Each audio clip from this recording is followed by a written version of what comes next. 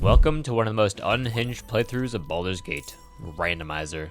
If you're interested in seeing pure, unadulterated chaos, you've come to the right place. On today's Tactician mode run, we're running two mods, the Combat and Item Randomizer, which if you don't get the gist already, you'll soon learn. If you want to play along at home, I'll put the links to the mods in the description. And do not play on Honor mode, trust me. For the fun of it, let's roll for our starting character, landing us on a Drow Cleric. And I don't see a better god to pick than the Goddess of Luck, Tamora. We'll need it. Our appearance will also be randomized, and I think I'm quite happy with our looks. A random name, and we're ready for the road. We get a taste of our random item mod, a pretty tiara to adorn our heads. With our soaring intellect of 9, this is a pretty good first item, but the random item mod is only a sideshow to the combat randomizer. Let's see how our first combat with Lae'zel goes. Oh, what the hell is that? Why, it's just a Steel Watcher Titan, of course. Just a casual 369 HP menace. The Imp aren't unchanged either, each having a random buff. I send Lae'zel in to take out the Imps and tank as best as she could, while I valiantly run away. Lae'zel doesn't exactly live long, but it was enough time for me to run away and take out the last Imp. Fortunately for us, this hulking monstrosity is too big to get to me, which leaves us with an exciting game plan. 114 rounds of Sacred Flame. Not the start I was expecting, but we do get a little bonus. This boss actually drops the legendary item, the Gaunter. Yep, all drops are randomized, but still, Ring of Poison Resistance is something. Let's see what our second battle has in store for us. Well, that's a very large Earth Elemental, and Zalk is a 1 HP illusionary double. The game taketh and the game giveth.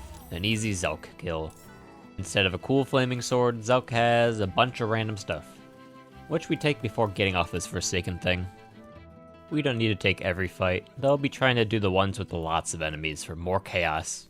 Before anything, we want level 2, since Storm Cleric has one of the best channeled divinities, allowing us to do maximum damage with our lightning or thunder spells. Before I forget, let's actually equip this armor that we picked up.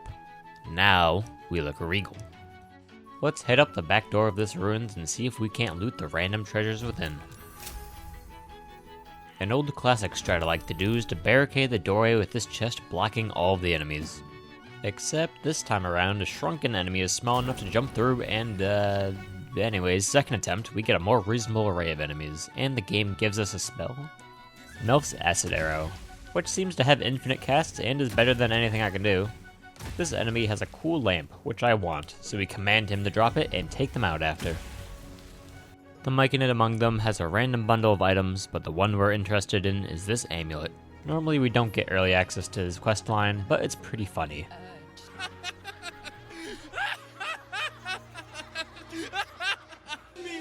Take me home.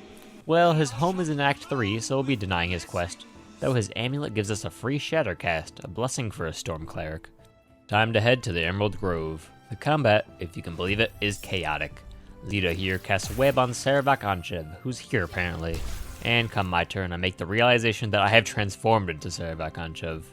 Well, I've got 2 dash actions and a powerful attack I can't use, but I have a bajillion HP, armor class, and stats, and a cool sword, which I'll attempt to save for later. With our fortunate transformation, the fight isn't a threat, though it's a showcase to some of the enemy modifiers, like leeching, which is pretty broken, consistent AoE heals every turn. There's also a teeny Zakrug, still as deadly as ever. Fortunately, we deal with them easily enough and revert to our original forms. And the game took my sword away from me, great. Well, let's head into town and check out the shopkeepers. Their inventories are also randomized, but in our case, they still had a whole load of nothing. Even Damon and Auntie Ethel didn't have much. Well, let's head to the next area. The randomizer only works when combat starts, so assassination tactics do work, which is powerful with our channeled divinity.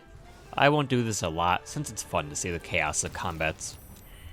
In here, we get the Bracing Band, which I don't think will prove very useful, but it's better than nothing. Let's go kill an owlbear.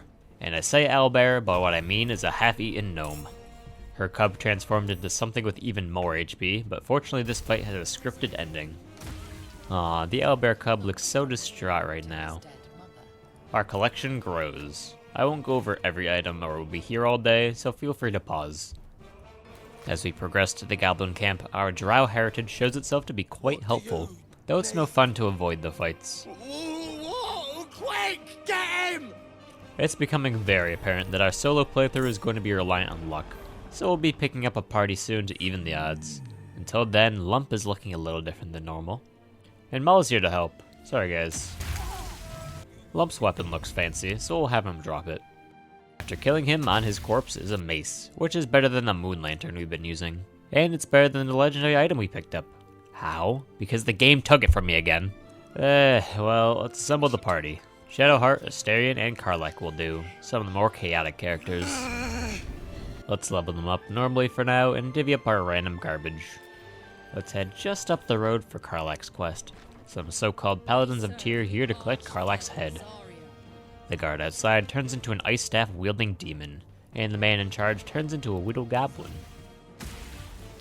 The demon proves quite the challenge, tons of AC and health, and to top it off, Karlach gets sent outside off the cliff. It's go time. His tactics do give me an idea though. Right back at you, demon. Some more random items for the collection. Well then, how about some hyenas? Most of them are harboring gnolls inside of them, though this one seemed to have a drow half-elf. And it seems I was harboring my own Trojan, revealing that I was Kashgar Talzim the whole time, who can't hit the broadside of a barn, but our tenacity prevails. Just up the road is another combat for us to roll, and wouldn't you know it, my frontline tank is transformed into an 8 HP citizen. Well, she'll be sitting in the back while I deal with this. Our channel divinity is still amazing with Shatter, and will only get better. There's a null with a volatile modifier. I wonder what that does. Ah, it looks like it destroys me. Well, in lieu of better options, Asterion can tank. Better him than anyone else. What I didn't expect was the extra damage to also add 2 death save fails. So Asterion actually dies. Ah well, farming inspiration I guess. I have a feeling this won't be the last time. This null seems more volatile than I thought, with a detonation impending. The explosion rattles our bones, but somehow we're fine. Let's see how well the combat up the road fares. The answer is really not very good. We rolled into a raid boss, an unstoppable 222 HP raid boss, which basically gives us 3 turns to kill it or we die. At this stage, it's a little above our pay grade, with AoE Fear Bleeding. So, take 2. Flint actually doesn't polymorph this time, instead just becoming ginormous. But this lets us do dialogue, to influence his worm against his fellow creatures. And it's a good thing too. I don't quite know what's going on, but I'm glad it's not happening to me. Though besides his first turn, Flint doesn't actually do a whole lot, getting crushed by his own fist. Tank Asterion once again does his job, and we finish what was a relatively tame randomizer, compared to what's to come. You should search that corpse. Karlach, our chief negotiator, manages to talk our way into getting a chest with unknown valuables inside it. For those who don't know, this thing holds a tool of unlimited power. The subscribe button, which compels you to click it. Alongside it is a mysterious flask which normally contains a spectator, but don't forget this is randomizer, so all it has is a random flaming fist soldier. Moving on, let's head to the swamp and visit good ol' Auntie Ethel. Now there's a reason boss fights won't be the highlight of this run. They're as susceptible to randomizers as anything, so Auntie gets turned into an 18 HP Necromite, allowing us for a nice and easy 1-round kill. And while we don't get her blessing this way, she carried something much stronger. The Armor of Persistence, giving us a bajillion AC, damage reduction, and damage resistance. Karlach is no longer the tank, I am. And when I get level 4, I'll become even tankier. We rescue a nearby counselor for a very easy quest reward. There's some good stuff here, but the silence of the Susser Greatsword will be sure to come in handy when any enemy can cast level 5 spells. Speaking of level 4, let's get it quickly. And what better way than another boss fight, the Spider Matriarch. Though to even get there, we'll need to defeat a Mind Flayer. It doesn't seem to have any Mind Flayer abilities thankfully, so we can finish this combat with our limbs mostly intact. Thanks Tank Asterion.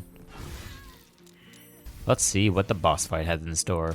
The Spider Queen Matriarch does transform into an 8 HP halfling, but something I kind of expected happens. Her hatching the eggs around the arena. And a surprise bundle of randomness is birthed into the world. Fortunately, no endgame bosses. I sadly used my action to start combat, so I don't have a Thunder Wave available. Hopefully we can live without it. Oh, also, Shadowheart's a warg, so we'll be without healing this fight.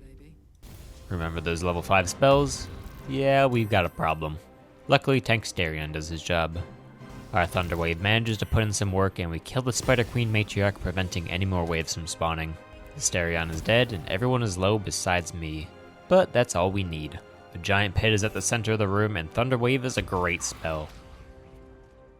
Karlach dies, but one more Thunder Wave does the job. Level 4 is all around, so it's time for some fun. I'll be leaning into my heavy armor, grabbing a feat making me even tankier. Shadowheart is plenty wise, so she can have some fun on Monk. Asterion can dual wield to his heart's content, and Karlach can dual hand to her heart's content.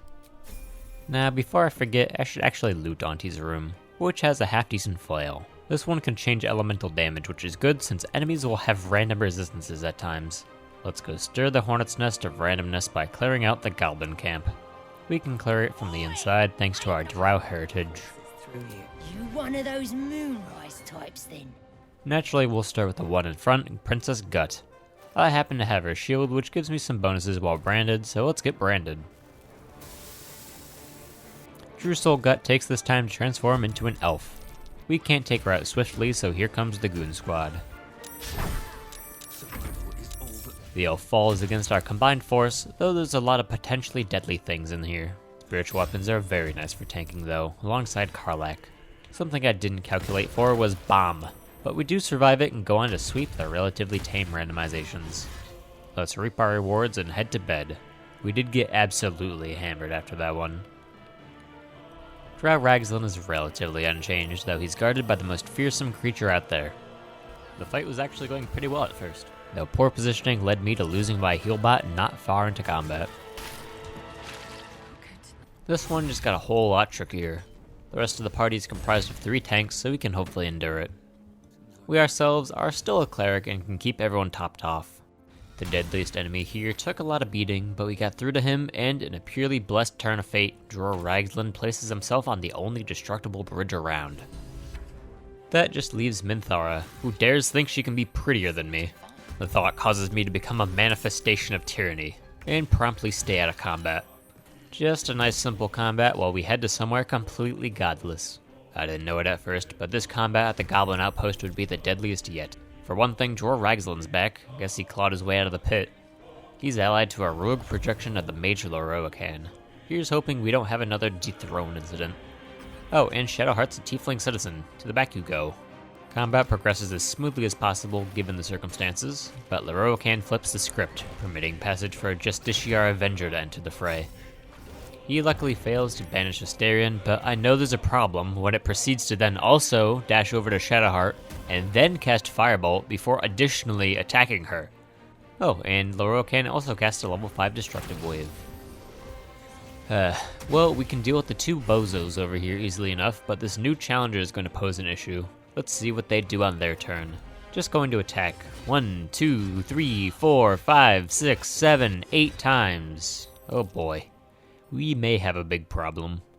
I do have a plan though. I send Asterion to tank and watch in horror as the beast cleaves through everyone. And it still had an action surge. It could have attacked 16 times if it wanted. But it has left itself in a prime position. This is my only chance. I haste over for the movement speed and extra action to thunder wave this monster into the river below.